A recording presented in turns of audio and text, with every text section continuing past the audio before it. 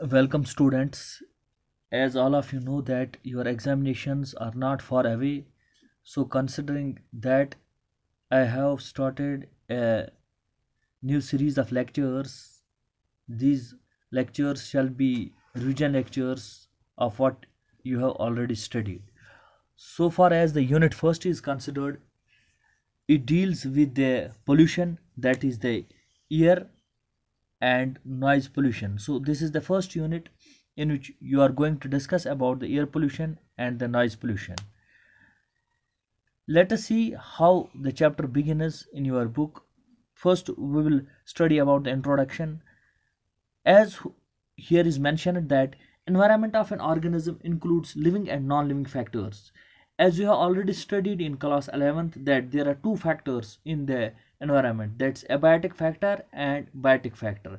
Abiotic factors are the non-living factors and biotic factors are the living factors. तो हमारे environment में दो type के फैक्टर्स होते हैं. Abiotic factor means non living factor, जैसे कि लाइट है, सॉइल है, वाटर है, एयर है, एट्सेट्रा. एंड बायोटिक फैक्टर्स जो इंक्लूड करते हैं लिविंग ऑर्गेनिजम्स को.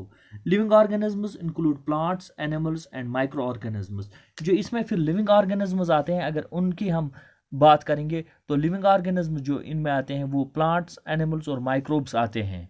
And non living factors include temperature, air, land, soil, water et cetera. और जो एबायोटिक फैक्टर्स इसमें आते हैं उसमें temperature, air, land, water et cetera आता है. The word environment is derived from French word एनवायरनर.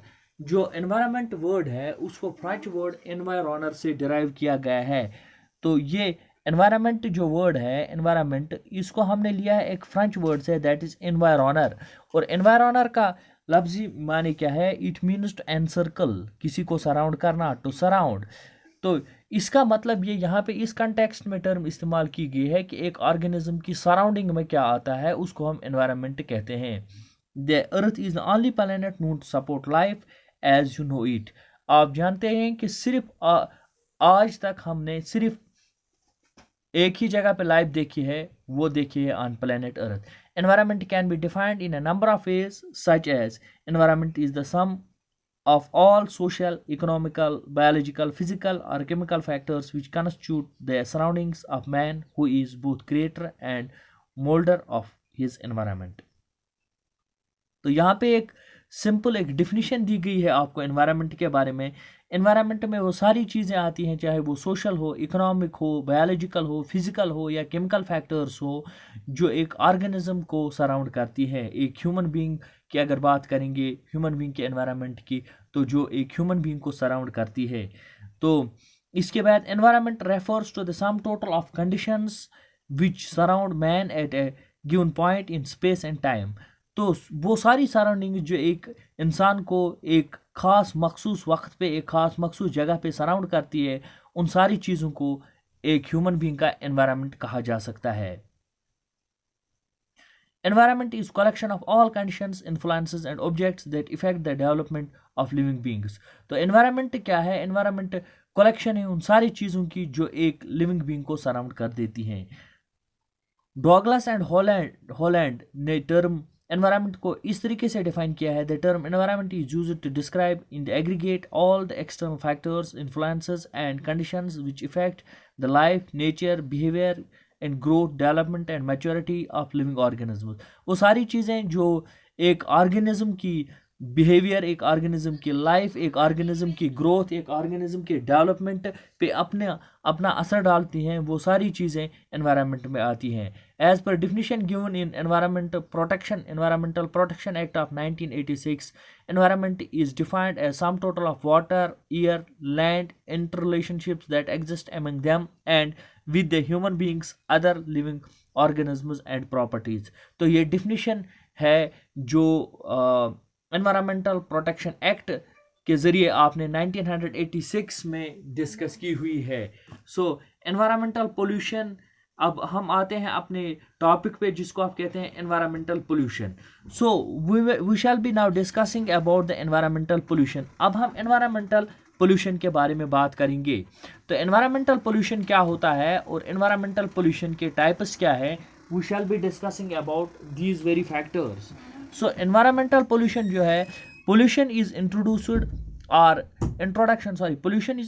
or contamination into the environment that causes harm or discomfort to humans or other living organisms, or that damages the environment, which can come in the form of chemical substances or energy such as noise, heat, or light.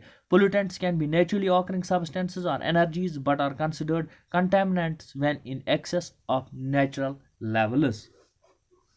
तो यहाँ पे pollution की definition को discuss किया गया है। आप lower classes से ही पढ़ते आए हैं कि any undesirable change in the environment, any undesirable change in our environment could be described as the pollution. कोई भी वो चेंज जो हमारे एनवायरनमेंट में आए और हम ना चाहते हो कि ऐसी चेंज आए, तो उसको आप पोल्यूशन कह सकते हैं। अब यहाँ पे इन्होंने उसी चीज़ को डिफाइन किया है, लेकिन इन्होंने कुछ डिफरेंट अंदाज से इस बात को यहाँ पे किया है। इन्होंने कहा कि pollution is introduction of contaminants. कोई कंटेमिनेंट अगर इंट्रोड्यूस होता है हमारे एनवायरनमेंट में, कोई पोल्यूटेंट इंट्रोड्यूस होता है हमारे एनवायरनमेंट में, ये लाजमी तौर पर हमें हार्म करेगा या डिस्कम्फर्ट हमें पहुँचाएगा। तो और दैट डैमेज एनवायरनमेंट, या कोई ऐसी चीज़ हमारे माहौल में दाखिल हुई जो हमारे एनवायरनमेंट को डैमेज कर देती है, चाहे केमिकल सब्सटेंस हो, चाहे फिजिकल हो, चाहे कोई और चीज़ हो। According to Odum 1971, pollution is an undesirable change in physical, chemical and biological characteristics of air, water, soil that may harmfully affect the life or create a potential health hazard for living organisms. जैसा कि Odum ने, एक बहुत बड़ा ecologist है Odum, इन्होंने 1971 में pollution के बारे में कुछ कहा है। हम उसी चीज़ को देखेंगे। उन्होंने क्या कहा है? उन्होंने कहा pollution is an undesirable change, जो एक अनचाही चेंज है, अनचाही एक तब्दीली अगर आज आई हमारी किस में, फिजिकल, केमिकल और बायोलॉजिकल कैरेक्टरिस्टिक्स, अगर फिजिकल, केमिकल या बायोलॉजिकल कैरेक्टरिस्टिक्स ऑफ एयर, हवा, पानी, सॉइल, इसके फिजिकल, केमिकल और बायोलॉजिकल कैरेक्टरिस्टिक्स में अगर कोई भी चेंज आए जो हार्मफुल हो और लाइफ को नेगेटिवली इन्फ्लुएंस करती हो, तो या पोटेंशियल हेल्थ हैजर्ड हो, तो उसको हम कहते हैं it is known as pollution. चलिए अब हम एडवर्ड के बारे में देखेंगे कि एडवर्ड ने 1972 में पोल्यूशन के बारे में क्या कहा था। As per Edward, pollution is the release of harmful substances or energy into the environment by man in quantities that damage health and resources. तो एडवर्ड ने 1972 में क्या कहा था? उन्होंने कहा था कि पोल्यूशन जो है ये रिलीज है, अगर रिलीज हो जाएगी हार्मफुल सब्सटेंस कोई भी, और कोई भी हार्मफुल एनर्जी रिलीज हो जाएगी हमारे एनवायरनमेंट में जो एक पोटेंशियल हेल्थ हैजर्ड साबित हो जाए, तो उसको आप एक पोल्यूटेंट कह सकते हैं और इस चीज़ को आप पोल्यूशन कह सकते हैं। तो इसके बाद हम आते हैं पोल्यूटेंट्स पे। अब वो सारी चीज़ें जिनकी वजह से पोल्यूशन होती है, उन चीज़ों को हम पोल्यूटेंट्स कहते हैं। Now let's come on to this very term that is pollutants. अब देखिए पोल्यूटेंट्स के बारे में यहाँ पे क्या लिखा है। Any substance, solid, liquid or gaseous present in the environment in such a concentration and for such duration that it becomes harmful for any component of environment is termed as pollutant. तो वो एक चीज़ जो हमारे environment में रहती है और हमारे एनवायरनमेंट को पोल्यूट करती है, उसको पोल्यूटेंट कहा जा सकता है। बहुत सारी चीज़ें हैं वो हमारे एनवायरनमेंट का हिस्सा होती हैं, लेकिन एक महदूद मिकदार में वो हमारे एनवायरनमेंट के ठीक हिस्से होते हैं, लेकिन जब उनकी मिकदार बढ़ जाती है तो हम उनको पोल्यूटेंट्स कह सकते हैं। फॉर एग्जांपल, हमारे एनवायरनमेंट में कार्बन डाइऑक्साइड गैस की एक मखसूस कंसंट्रेशन होती है। अगर ये कंसंट्रेशन, इस कंसंट्रेशन में कोई बिगाड़ पैदा हुआ तो हम इसको भी उस टाइम पे, इस कार्बन डाइऑक्साइड को भी उस टाइम पे पोल्यूटेंट मानेंगे, क्योंकि इसकी कंसंट्रेशन जो है वो तब्दील हो गई। अब pollutants are by products of man's action. कभी कभार ह्यूमन एक्शंस की वजह से भी पोल्यूटेंट्स पैदा होते हैं। Any substance as certain chemicals और waste products that render the oil, soil, water और अदर नेचुरल रिसोर्स हार्मफुल और unsuitable for specific purpose. The important pollutants are summarised below. कुछ खास पोल्यूटेंट्स का जिक्र यहाँ पे किया गया है, जैसे कि डिपॉजिटेड मैटर।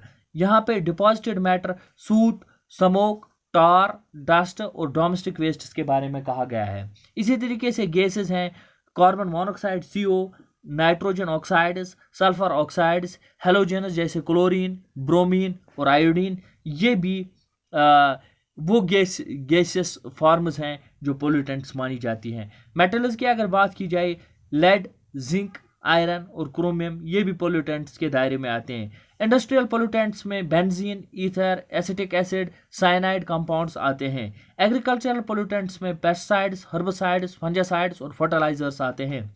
फोटोकेमिकल पोल्यूटेंट्स में ओजोन, जिसका फार्मूला O3 है, oxides of nitrogen, aldehydes, ethylene, photochemical smog and proxy acetyl nitrate, ये चीज़ें आती हैं। रेडिएशन पोल्यूटेंट्स में radio active substances and radio active fall outs of the nuclear test, ये भी आते हैं इसमें। अब एटमॉस्फेयर का यहाँ पे जिक्र हुआ है। इससे पहले कि हम एयर पोल्यूशन के बारे में पढ़ें, यहाँ पे एटमॉस्फेयर के बारे में आपको जानना होगा। ये जो आप पैराग्राफ यहाँ से लेकर यहाँ तक देखते हैं, यहाँ पे सिर्फ ये चीज़ डिस्कस किया गया है कि atmosphere is a mixture of gases. जैसा कि आप जानते ही हैं कि जो हवा का एक गिलाफ हमारी ज़मीन को सराउंड करता है, उसी को हम एटमॉस्फेयर कहते हैं। And this atmosphere is a mixture of gases. इस एटमॉस्फेयर में बहुत सारी गैसेस मौजूद होती हैं और यही गैसेस हमारे इस अर्थ को सराउंड करती है। अब अगर रेशो के लिहाज से बात की जाए तो आप देख सकते हैं कि कंपोजिशन ऑफ एटमॉस्फेयर यहाँ पे दी गई है। नाइट्रोजन जो है, नाइट्रोजन की कंसंट्रेशन हमारे एटमॉस्फेयर में 78.084% है। इसी तरीके से ऑक्सीजन की कंसंट्रेशन 20.946 है। एर्गॉन की कंसंट्रेशन हमारे एटमॉस्फेयर में 0.9340 है। कार्बन डाइऑक्साइड की कंसंट्रेशन 0.03% है। नियॉन Ne, इसकी कंसंट्रेशन 0.001818 है। इसी तरीके से हीलियम की कंसंट्रेशन 0.000524 है। मीथेन की कंसंट्रेशन हमारे एटमॉस्फेयर में परसेंटेज के लिहाज से 0.00179 है। वाटर वेपर जो है, इसकी कंसंट्रेशन हमारे एटमॉस्फेयर में 0.001% से लेकर 5% तक है। Atmosphere can be imaginarily divided into 5 layers based on the variations in the temperature and concentration of the gases at different heights from surface of earth to the layers from the surface of earth. The layers are troposphere, stratosphere, mesosphere, thermosphere and exosphere. तो यहाँ पे layers of the atmosphere के बारे में बात की गई है कि एटमॉस्फेयर की 5 लेयर्स या 6 लेयर्स हम मानते हैं। अगर ज़मीन की तह से हम शुरू करें तो पहला जो लेयर आता है दैट इज ट्रोपोस्फेयर, दूसरा जो है दैट स्ट्रेटोस्फेयर, तीसरा जो है दैट्स मीजोस्फेयर, चौथा जो है दैट्स थर्मोस्फेयर, फिफ्थ वन जो है दैट्स आइनोस्फीयर। यहाँ पे फिफ्थ वन है आइनोस्फीयर, बुक ने मेंशन नहीं किया है फिफ्थ वन, दैट्स आइनोस्फीयर। और जो छठा जो लेयर है इसका एटमॉस्फेयर का, दैट इज एक्सोस्फीयर। तो इसके बाद जो है, इसके बाद हमारी पर्टिकुलर डिस्कशन जो होगी वो होगी एयर पोल्यूशन के बारे में। That shall we be dealing in the next lecture.